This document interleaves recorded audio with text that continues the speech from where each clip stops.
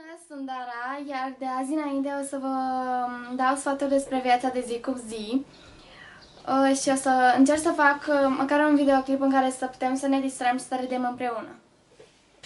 O să mai dureze ceva până o să fac un videoclip așa cum cred eu că îmi place și să vă placă și vouă, deci așa că mai așteptăm puțin, o să progresăm din ce în ce mai mult pe zi ce trece. Ceva lucruri despre mine: nu sunt o persoană cu fițe, nu-mi plac persoanele fițoase, îmi place să ascult muzică foarte mult, îmi place să îmi petrec timpul cu prietenii mei, îmi plac plimbările lungi în parc și îmi place foarte mult să fac vlogging pentru voi și pentru a mă distra și eu. Și ce este cel mai important, nu încerc să imit pe nimeni, nici măcar pe Tequila, pe nimeni, pentru că mă uit foarte mult la Tequila și îmi place foarte mult, dar nu m-am apucat din cauza ei. M-am apucat pentru că făcând aceste videouri mă distrez.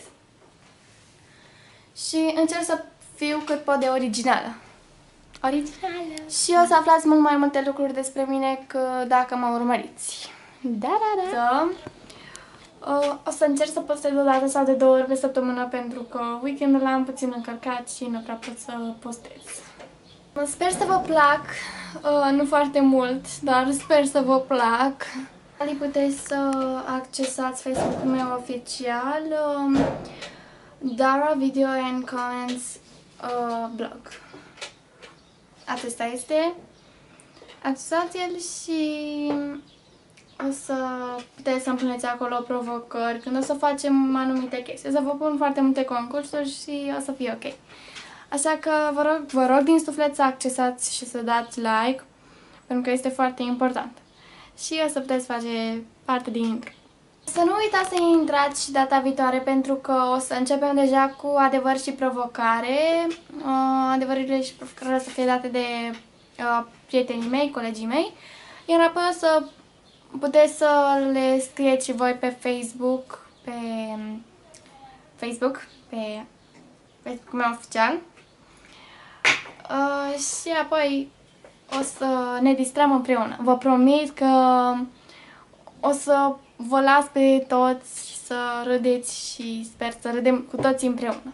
Sper să ajungem departe cu acest vlogging și să avem foarte multe like-uri, subscribe-uri și o să vă arăt foarte multe filme. Deci data viitoare, dacă nu uiți, sau în videoclipul următor, o să vă dau niște filme foarte interesante, pline de acțiune și sper să vă placă.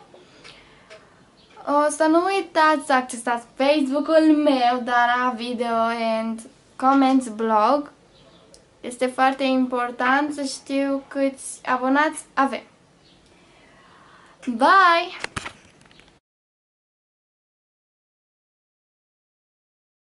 Stai, cum? Stai, oprește!